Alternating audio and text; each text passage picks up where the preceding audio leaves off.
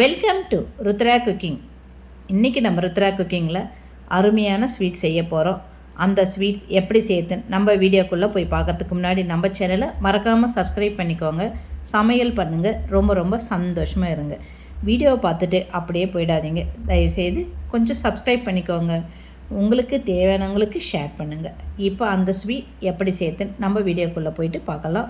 இந்த ஸ்வீட்டுக்கு நான் உருளைக்கிழங்கு தான் 1 கிலோ எடுத்திருக்கேன். அதை நல்லா கழுவிட்டு அது மேலே இருக்கிற தோலெல்லாம் நம்ம சீவி எடுத்துடலாம்.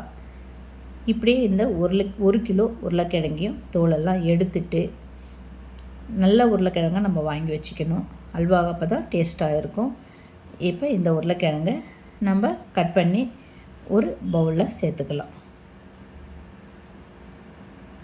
வேக வைக்கணும், அதனால் எந்த ஷேப் ஆனாலும் நம்ம கட் பண்ணி எடுத்துக்கலாம். இப்போ கட் பண்ணதை ஒரு பவுலில் சேர்த்து அதுக்கு தேவையான அளவு தண்ணி சேர்த்துக்கலாம். உப்பு போட வேண்டாம் இதுக்கு. இதை நம்ம குக்கரில் வச்சு வேக வச்சிடலாம். ஒரு 6 இல்லை 7 சவுண்டு விடுங்க. இது மிக்சியில் போட்டு நம்ம அரைக்கணும், அதனால் கொஞ்சம் நல்லா வெந்தால் பரவாயில்ல. அதனால் ஒரு 6-7 சவுண்டு விடுங்க. இப்போ 6-7 சவுண்டு வந்துடுச்சு. குக்கரை நம்ம ஆஃப் பண்ணிவிட்டு திறந்து பார்த்துடலாம். உருளைக்கிழங்கு நல்லாவே வந்திருக்கு. ஒரு சில உருளைக்கிழங்குலாம் வேகாது, அது அரைக்கும் போதும் நல்லா அரைப்படாது. அதனால் நல்ல உருளைக்கிழங்காக வாங்கிக்கணும்.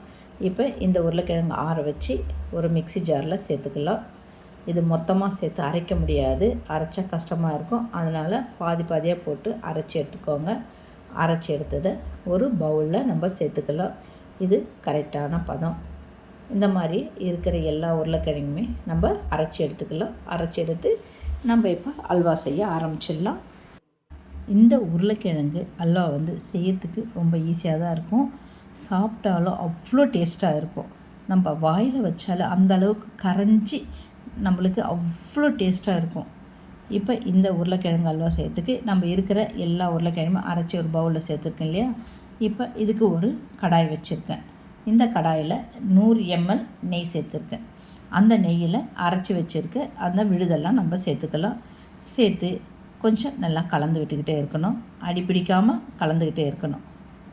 இந்த ஸ்வீட் செய்யறதுக்கு நான் மொத்தத்துக்கு 200 ml நெய் எடுத்திருக்கேன்.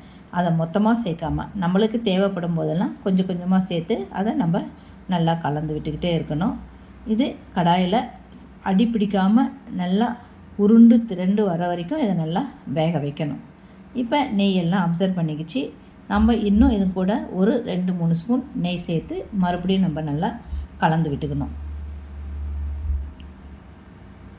இப்போ இந்த நல்லா கலந்து விட்டுக்கிட்டு இந்த ஸ்வீட் செய்யறதுக்கு நான் 1 கிலோ உருளைக்கிழங்கு எடுத்திருக்கேன். அதுக்கு 400 கிராம் சர்க்கரை.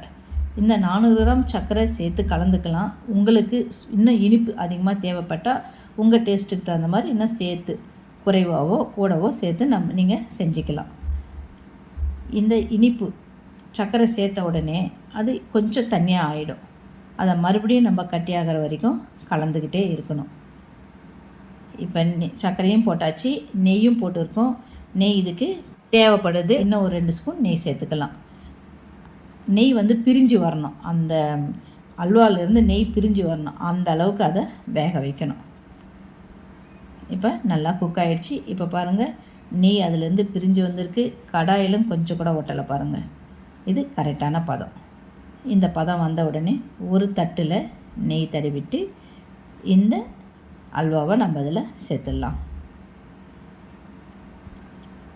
சேர்த்து அந்த தட்டில் பூரா நல்லா பரப்பி விட்டுட்டு நல்லா கொஞ்ச நேரம் அதை ஆற வச்சிடலாம். ஆற வச்சா தான் நம்மளுக்கு தேவையான சைஸில் நம்ம கட் பண்ணி எடுத்துக்க முடியும். இல்லை உங்களுக்கு கேக் மாதிரி வேண்டாம்னா நீங்கள் அப்படியே கூட ஒரு பவுலில் போட்டு நாங்கள் எடுத்து வச்சிடலாம். இப்போ இதில் பாதாம், பிஸ்தா, முந்திரி எது இருந்தாலும் அது மேலே அப்படியே தூவி விட்டுட்டு நம்மளுக்கு எந்த ஷேப், டைமண்ட் ஷேப்லையோ இல்லை கட்டமாவோ எப்படி வேணாலும் நீங்கள் கட் பண்ணி எடுத்துக்கலாம். இந்த உருளைக்கிழங்கு அல்வா சாப்பிட்றதுக்கு ரொம்ப சுவையாக இருக்கும். பசங்களும் ரொம்ப ரொம்ப விரும்பி சாப்பிடுவாங்க. பெரியவங்க முதல் சின்னவங்க முதல் எல்லாருமே அவ்வளோ விரும்பி சாப்பிட்லாம். அற்புதமான அருமையான உருளைக்கிழங்கு அல்வா ரெடி ஆகிடுச்சு. நீங்களும் இதை வீட்டில் ட்ரை பண்ணி பார்த்துட்டு கமெண்ட்டில் எப்படி இருக்குன்னு சொல்லுங்கள். மறக்காமல் நம்ம சேனலை சப்ஸ்கிரைப் பண்ணிக்கோங்க. சமையல் பண்ணுங்கள். ரொம்ப ரொம்ப சந்தோஷமாக இருங்க. இந்த வீடியோ உங்களுக்கு பிடிச்சிருந்தா உங்கள் ஃபேமிலி அண்டு ஃப்ரெண்ட்ஸுக்கு ஷேர் பண்ணுங்கள். நன்றி, வணக்கம்.